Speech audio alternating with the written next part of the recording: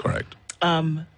There are people, there is a person who most recently was the deputy president of an administration that you and others vehemently over the last few months were against in terms of how they ran things. Yes. And today, you're forming a coalition with them. What has changed? And this is just for all avoidance of doubt, former Deputy President Rigathi Gachagua. Yes. Well, Rigathi is a Kenyan. Indeed. And he enjoys all the constitutional rights and freedoms as a citizen. Though he is no longer Deputy President, he still holds that most important office of citizen. I think it's Bill Clinton who said he's held very important positions and maybe the highest position of president. But he said the most important position is that of citizen, because they're the ones, the sovereign power of the nation lies in the citizen, and they only donate it to the leaders. So Gachagua was kicked out. He is still a politician who believes in his democratic rights to associate with others, and he has made his decision to join us in the opposition.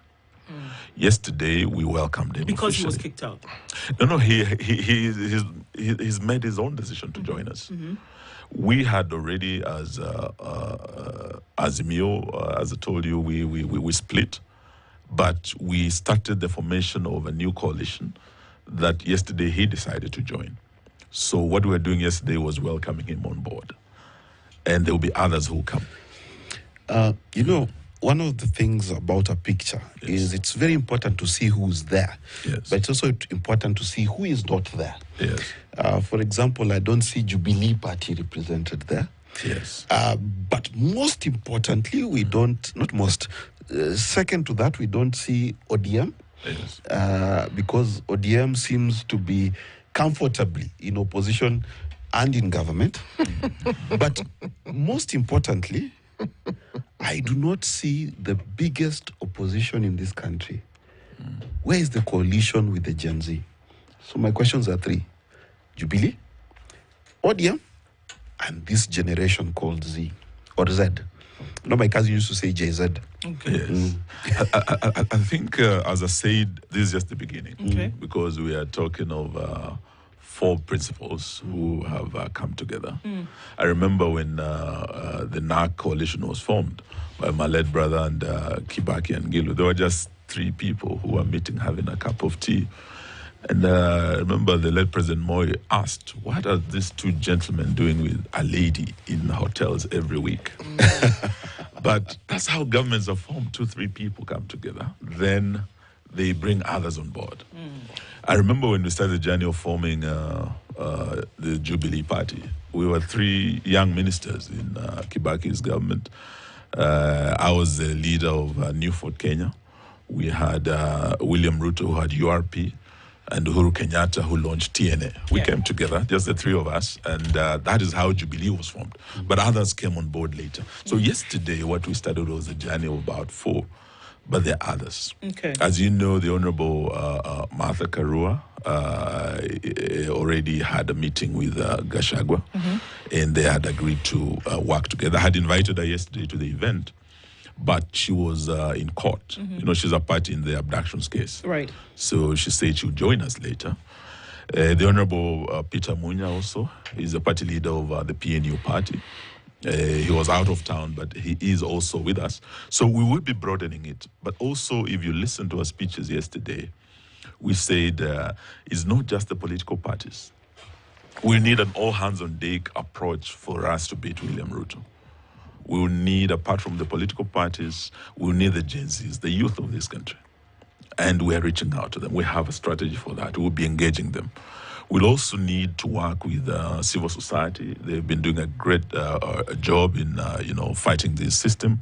The churches, this was one of the biggest support bases for William Ruto. They have fallen out. We will be engaging them as well. So it's just the beginning. Like they say, the proverbial journey of 1,000 miles starts with the 1 step. Yesterday, we took the first step. But you will see us broadening this team and strengthening it as we go towards 2027. Okay. Yes. what would be different?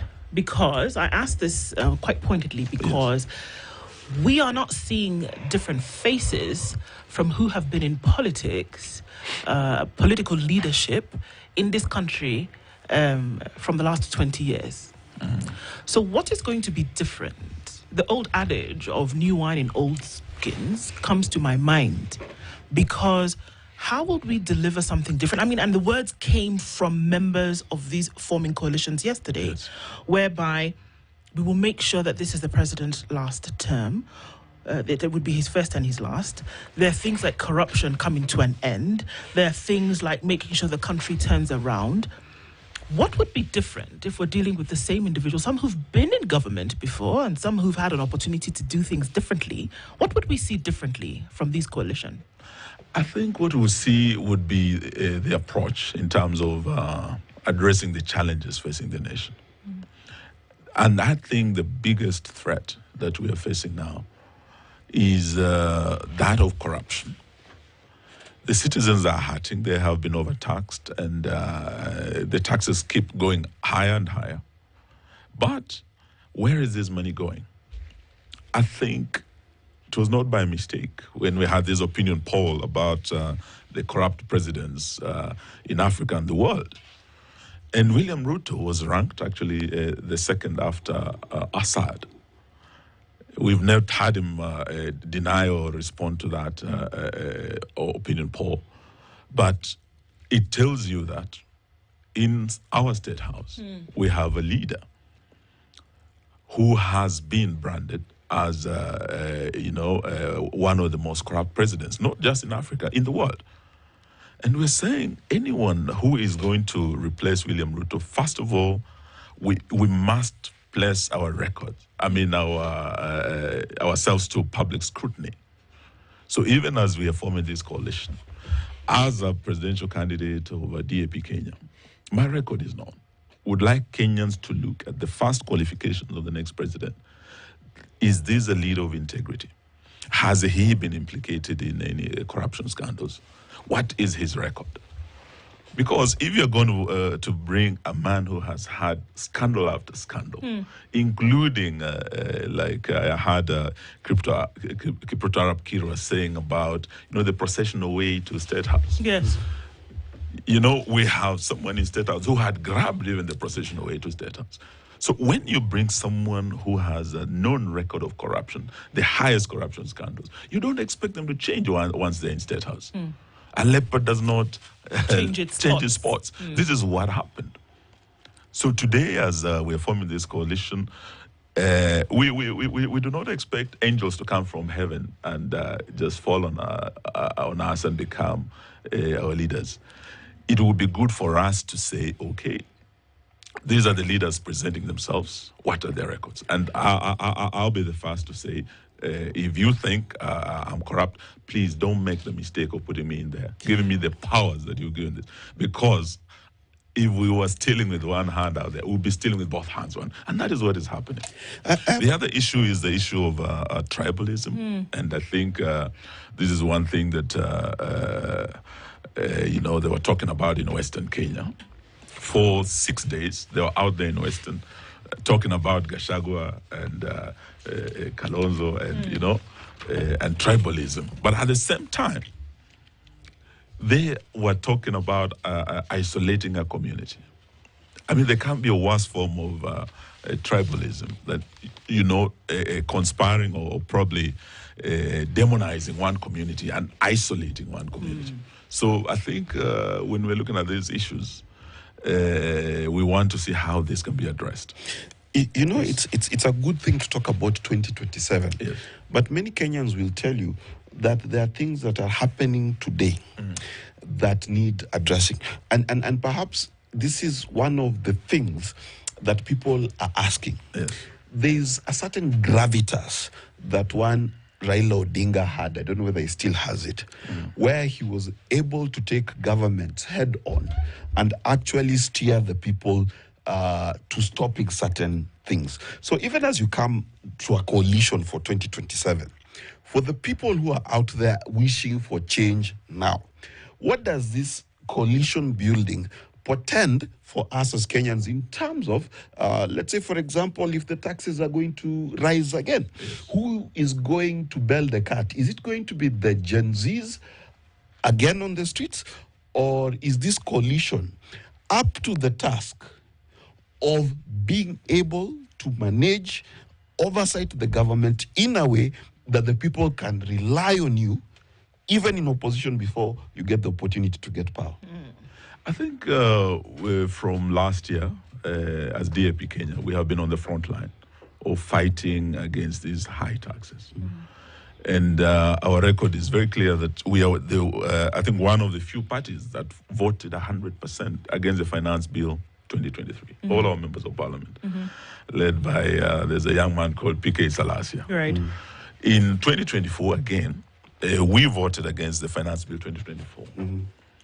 And you can see that the citizen, I think the month of October was a real dark month for anyone with a pay slip.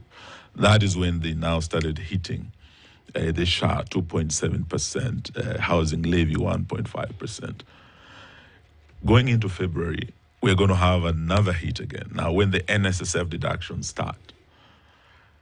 Going into June, we have the Finance Bill 2025 coming.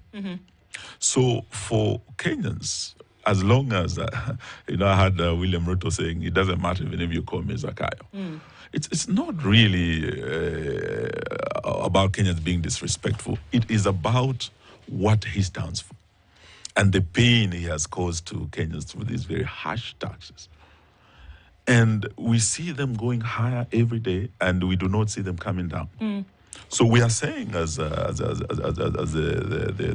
opposition that some of these policies have to change. The housing levy, when you look at the SHA issues, there are some of the things that we're saying we're going to do differently. And we've not just done it in Parliament. We have also fought this in court. We have been to court to challenge most of these policies that have been very punitive. Right. We've been on the streets in 2023, as we said. In 2024, the Gen Zs came out. What we're saying that going into the next Finance Bill 2025, this matter cannot be left to the Gen Zs. I think it is a matter that we are saying we are ready to come out. And this time, we don't leave it to the young people who pay the ultimate price on our behalf. Right. Yes. Everybody has to come together. So, Yes. so you basically, are you promising the Gen Zs that you will lead the charge? We will, and That- we're prepared. You will be the person dodging abductions and things like that? Because I think the question I'm asking is, there is a price to be paid, Yes. right? And that price is not in courts. That price is not in Parliament. That price is being at the forefront. Yes. Because when I look at the papers yesterday, the lady who was arrested is not a party leader. The people who, on social media, on the streets, are pushing for this change. If we can just go even a Yes. little bit further, I mean, and I think that when the representation of the protests that we saw last year was a representation of Kenyans who have issues Yes. that their government is essentially supposed to sort out by dint of the Constitution. Correct. Right? So it doesn't matter. I mean, you can pick up a stone and throw it. It's going to land on an issue today. It's that children who are in school, we often use the picture behind CT as an example. That's a school in Kenya. It's not drawn by somebody. That's a school in Kenya. True.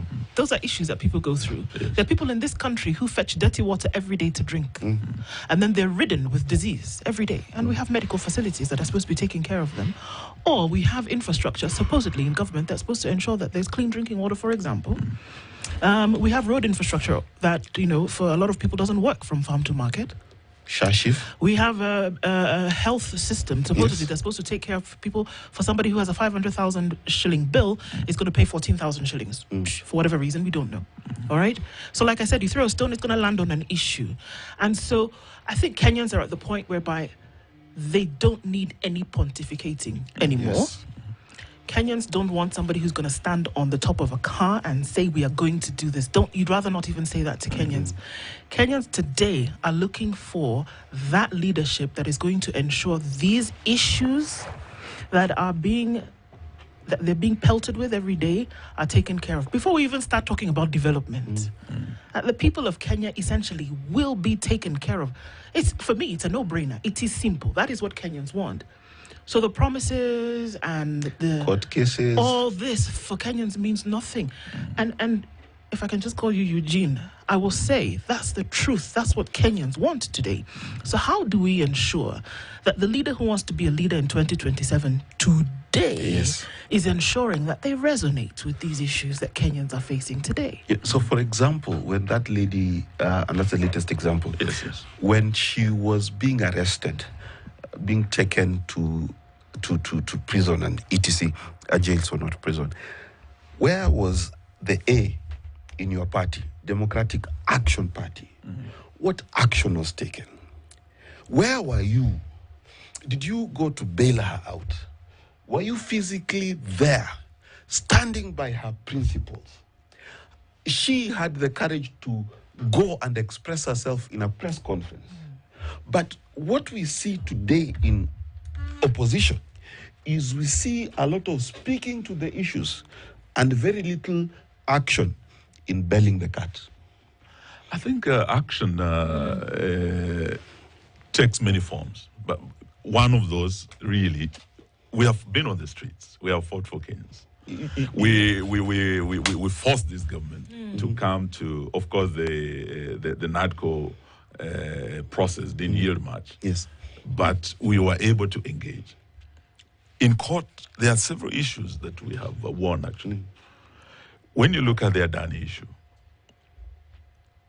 we as DAP Kenya, through one of our members, Tony Gachagua, he's the one who brought the petition. So we went to court, we took Adani on, and actually on 29th, we're going back to court now to confirm the actual cancellation of the Adani deal. It's because of the pressure, the action we took. Otherwise, Adani had already taken over JKIA. Ketraco, Adani is in Shah. The only issue that we haven't succeeded on is the Shah issue, because Adani is still in the Shah. The matter is still in court, but my good friend Senator Okiya Omtata is still following it up. And there are other issues also when we had the sale of public assets. We had KICC, we had Zoya Sugar and others. We went to court, we got orders. You had William Ruto when he was in Western Kenya, he said, you know what, wengine walikuwa wanasumbua sisi, but we have now dropped that. So there are quite a number of issues that we're fighting legally in Parliament and on the streets. So we are prepared to continue doing this. But it will not be just one party. It will take all of us. Indeed. Yes, the abductions. When they picked up these young fellows, you remember the Kitengela 3, Bob Njagi, we came in and they were released. When they abducted the 6 young fellows, Kina Kibet, we went to court. And we have been there, apart from just being political leaders, we are also lawyers. Pro bono, we have represented these families, worked with them, put pressure on government. And in the last appearance, when we were in court, the 5 were released. There's only one gentleman, Steve, who up to now hasn't been released. But we were in court again yesterday. And as I said, even as we're unveiling, Martha Karua was representing us. We are a team. The bailing of the Shah lady is still part of our team. We send people to get her out. And we're fighting. So what we want to say is that we might not really just stamp over what we have achieved or not, but we are committed to continue fighting this ignoble regime. Let's take a break at that point, and then come back and maybe look at a little bit more at the how, because that's where we are, and that in terms of what Kenyans want to know and how they want to operate. We are talking this morning with DAP Kenya party leader Eugene Wamalwa. Coalitions are being formed towards 2027, a change of government and a change of everything. Essentially is what we're after. We'll have more insights into that when we come back. It's 23 minutes to 8. Are you ready to become the next biggest music star? Do you have what it takes to compete with the best of the best? Oh, yeah! And walk away with over 1 million Kenya shillings in grand prizes. Auditions are open for Kenya's Star Search on Saturday 1st February and Sunday 2nd February at the Nairobi City Hall Charter Hall from 8 a.m. to 5 p.m. Come through and show us what you're made of. Proudly sponsored by Star Times. Enjoy digital life.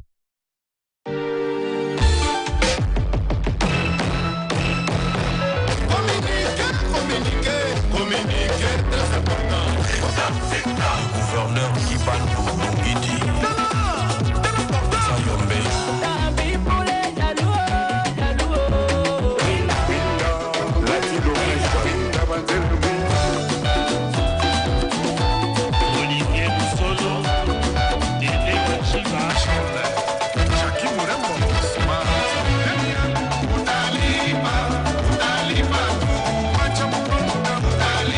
Les grands DJ Mato Simur.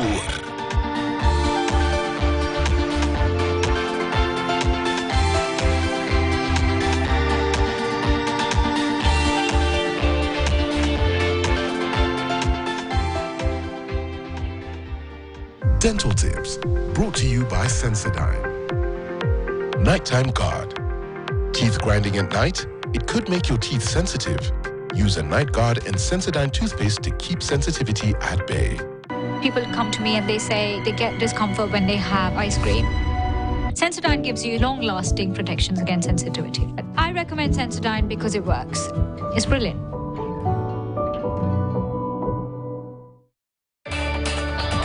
Welcome to another episode of Wake Up and Make Up. My name is Christine Korea.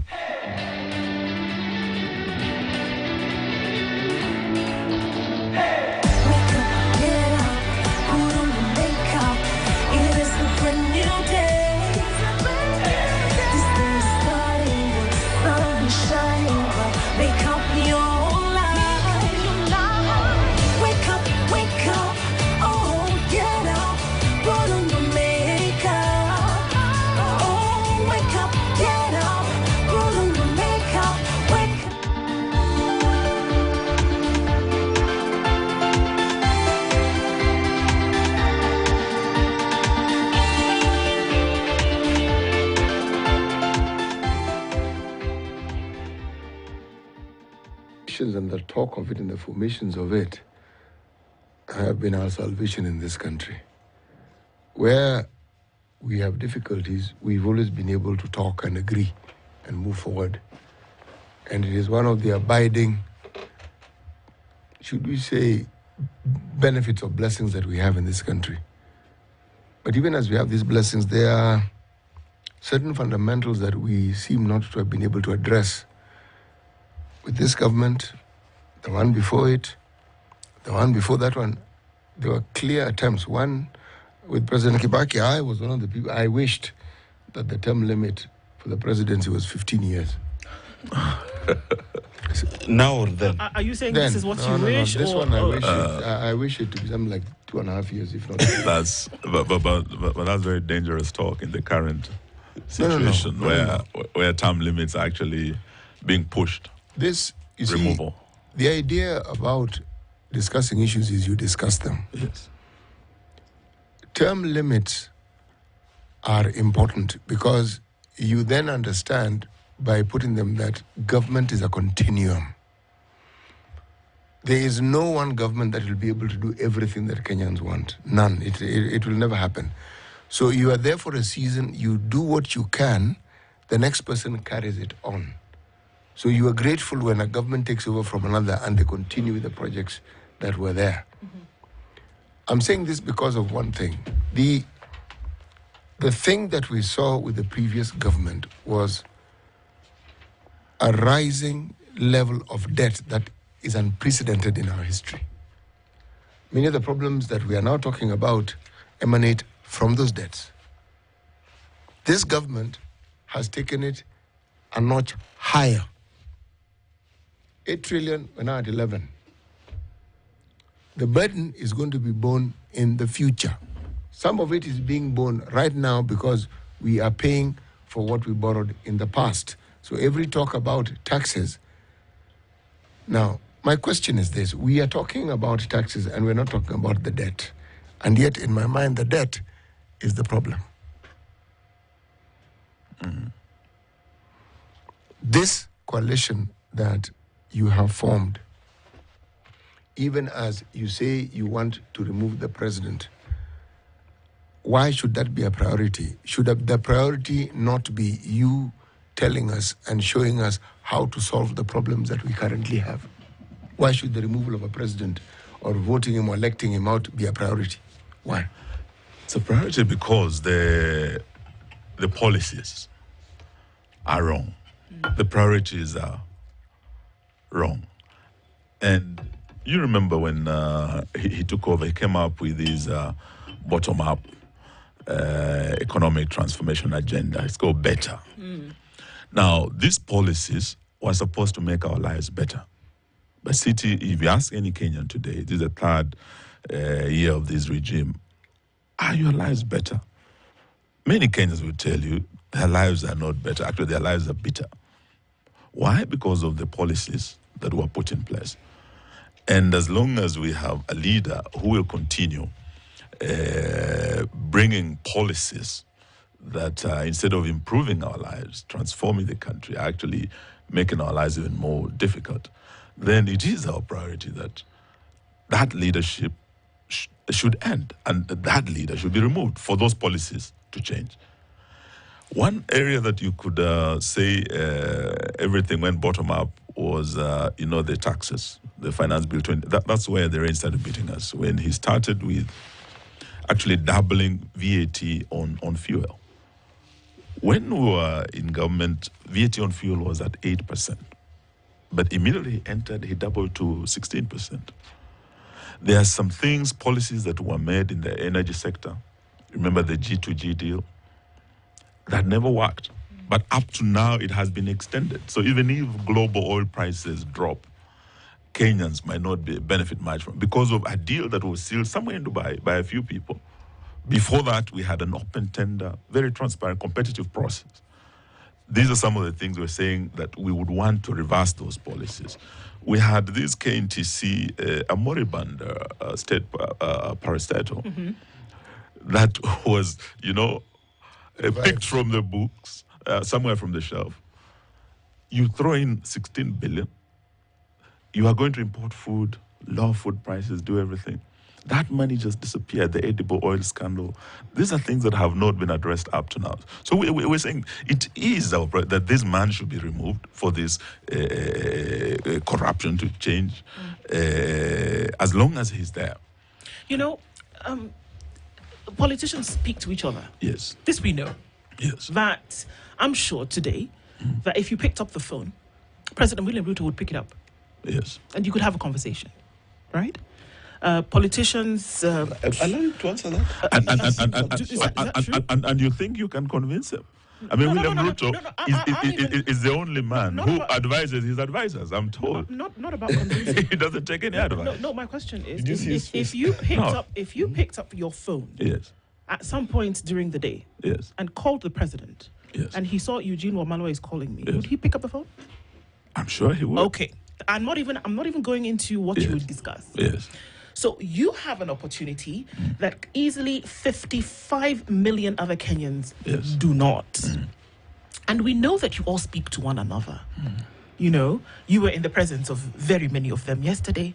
My point is this, that you're in a place whereby you speak to each other. And the question is, does it never come up in conversation? If I was sitting with Mark and CT and around about a cup of tea, and Mark was doing something and we were sat there and he's doing something that is, off color and behaving in a manner that's going to affect other people negatively. CT and I would be, hey, Mark, look, even if we are not the ones in the driver's seat, this thing that we're seeing is not good, man. Kenyans are complaining. Can you see that they're not happy? Sure, I might want to topple you tomorrow. That's fine. But in the meantime, I mean, we are friends. You would pick up the very fact that he would answer the phone if you called, means that to an extent, there's an element of respect between you two, right? Yeah. So why would it be so difficult to even have that primary conversation about, come on, Mark, this is not on. You know, things need to change a little bit. At least, even if we're saying we're going to topple you at 8 a.m. in the morning on August, whenever it will be, 2027, in the meantime, brother, can't we see that there can be something that you can do to make things a little bit better? I would imagine that would form the basis of some kind of conversation that you would have. Yes, and we tried. You remember when we hit the streets and he pleaded and said, please stop this demonstration. Let's talk. We went to Bomas, almost 6 months. At Bomas, we told him our number one issue is cost of living. Kenyans are hurting. Can you remove some of these taxes? Can you drop on fuel alone? You had like 16 different levies and everything. And there are areas where he would actually have listened to us because there were experts who came and told him, you know, you can't tax people beyond a certain point. It becomes counterproductive. And in fact, the experts who came even from the Treasury, National Treasury, said they were not meeting their revenue targets. And these high taxes do not necessarily translate into high revenue for the government. They had all the experts, both local and international, at Bomas. What William told his team, do not remove even one levy or tax. They refused on matters cost of living. When the finance bill was going through, he called all the members of parliament to State House. And they said, don't remove even a comma. So it is that attitude of a leader who is totally insensitive and who must have his way, whatever the cost. I remember when we left Bomas, the issues that we had put on the table, there were 5 issues. None of the issues that we actually addressed, the cost of living and others, were addressed. But he said, what I would like is to create the office of leader of opposition, the prime cabinet secretary, and other positions. These were matters he had already put in a memorandum to Parliament. So at Bomas, his team stonewalled and said, we'll only go with our 3 issues. Your 2 issues of cost of living, issues of IBC, electoral justice, these were issues that were not properly addressed. So in terms of talking, yes, we gave dialogue a chance. We put our issues on the table. But I'm one of the members who never signed the NIDCO report. Why? Yes. Because the issue, the single most important issue of cost of living was never addressed. The Wanjiku issue. But the political class issues, the offices, whatever, those are the issues that were actually given priority. So it is really the attitude. It is really the person who William is. That is the problem. Okay, we've understood who the president is, so we seem to claim. But he doesn't do these things alone, does he? Parliament is a great ally. We hear of state capture, we hear of parliament capture. I find it strange. These are individuals who are elected. They were not elected as a group. They were elected individually. You represent a certain group of people. The Constitution gives you certain powers. You sell those powers. Okay? And then we complain. The executive, it doesn't matter which country you are in, the executive is always trying to do one better with the members of parliament. Sure. They always do. It doesn't matter whether it's a presidential system of government or a parliamentary system. That always happens. Now, we hear the same complaints about the judiciary. And I'm asking myself, why are we wasting so much time complaining when we should be asking our members of parliament, excuse me, you people, what is this nonsense that we keep seeing? Because in the absence of that collusion, everything we're talking about here would not happen. And yet, it is easier and simpler to just say it is the president. No, you are right, City. And actually, the biggest problem we have today is that our parliament has been captured completely. The Gen Zs entered that house because they had lost confidence in our members of parliament. On the 25th of June last year, this parliament was impeached by the Gen Zs. And symbolically, them entering that parliament and taking the mess, that was the end of that parliament.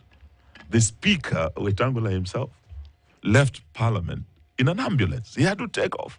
The members were running out of parliament. Some of them were running faster than Omanyala, Ferdinand. Why? Because the people of Kenya had said, we no longer have confidence in you. You are serving your own agendas. You are not listening to us. And even on the day that the Gen Zs entered parliament, they were at the gates of parliament. When the MPs were voting, passing the Finance Bill 2024, the Gen Zs were saying, please don't pass this. So we don't have confidence in this parliament as Kenyans. It was impeached. But they are still there. They are still doing their thing. But in the next election, it will be up to Kenyans now to give us leaders of integrity. Let me just say this. President William Ruto said categorically that for 2027 he has no competition. And he said his only opponent is his track record. Then there is the person of Raila Odinga, who's taken the wind out of the sails of what used to be opposition. My question to you is very pointed and clear.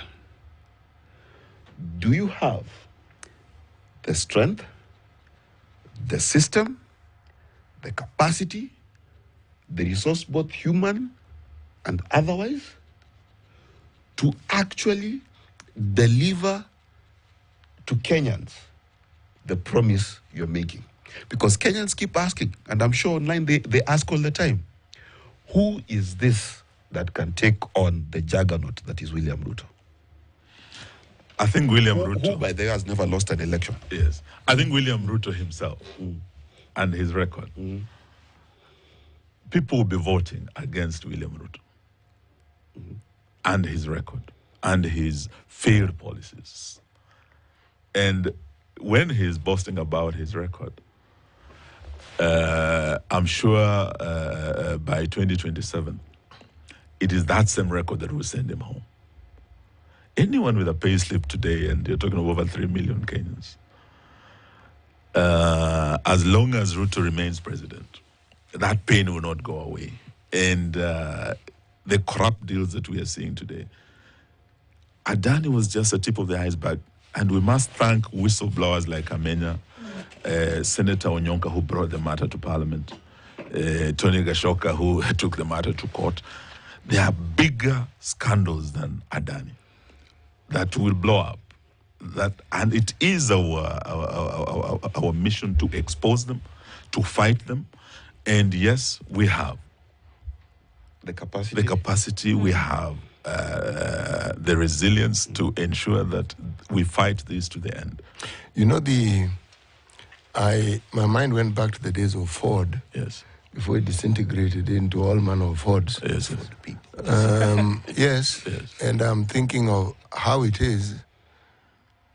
The late President Moi kept winning every election. And the reason was because the opposition was fragmented. That's correct. Not once did he get 40% of the votes. Not once. 36%. Yeah, not once. But he kept winning. Our laws allowed you, as long as you had more votes than everybody else, you won. Past the post. That situation is exactly where we are today. There's no difference. And I'm grateful to the Almighty that we have a president like William Ruto. You know why? This is the president who has shown us Kenyans exactly what we are and who we are. Forget this pretentious, double-faced talk that we like having, that we think we are this and we are actually the other. It is not possible for members of parliament to do what they do unless we allow them to. We prefer to blame rather than to take the step of holding members of parliament to account. We prefer to blame rather than taking our leaders to account and tell them, excuse me, this is the way we want it. It took our children to tell us this is real. We are not putting up with this. But have we changed? The answer is no. One would argue that the boldness that's needed today in moving this country forward in terms of making sure that leadership is optimal is the attitude that those children, I'm not going to call them children, that those Kenyans put out on the street. And that one has to be bold enough to say, yes, we're in the pit. How are we going to get out of it? And I think that that's the kind of leader that Kenya needs today, to be honest about the situation, because unfortunately there's not been enough honesty. If anything, things have gotten worse. We've seen that. Corruption, everybody shouts about it. The infrastructure, it's terrible. The thing is on its knees. So the one who will be honest about the situation and even say, I don't have everything that I need to do this, but that we need to do it together. And in my opinion, if we do not have somebody who's able to be honest at that level, then we are still, unfortunately, still searching. And the question is, does that person exist? And just to top it up, the thing that keeps ringing in my mind is the Democratic Action Party. Action Party. There's a Bible verse that says the kingdom is not just a matter of talk. Where is this great action that is going to give Kenyans hope and a belief in a better future? That, I think, is the question we are all asking. I think, Mark, yesterday we took some action. And maybe a lot of people might not see the significance of the action we took yesterday, but in a few months and weeks to come, it will be seen. And I remember, what City was talking about, how Moi won in 92, in 97. You look at the votes of Matiba, of Kibaki, of Raila, of Wamalwa, of Ngilu. He was able to split them. And with a minority of that, he still became president. But when it came to 202, the action that was taken by the leaders then, when they realized we go separately, we will not beat this fellow. We must come together in order to do it. And that coalition building that started in 202 and actually brought about regime change. Kanu had been in power for over 40 years. But when leaders came together and Kenyans said enough is enough, they voted against Kanu and Moi. But the opposition held together. This is what we must do now. Indeed. So that coalition building, I think we have a history of very successful coalitions beyond 202. And yesterday, we started that journey again. We want to assure Kenyans that it might not be Wamalo alone who can beat Ruto or Gachagua, but a team. And what we need is an all-hands-on-deck approach, including bringing the Gen Zs on board, including the churches, the civil society. It is that broad coalition that we are building now. So it will not be a one-man show. And it will be a team that will beat William Ruto. Party leader of the DAP Kenya Party, Eugene Wamalwa, has been our guest this hour. These conversations must continue. Thank you for being in the hot seat of the Situation Room this morning. Good morning. It's 8 a.m.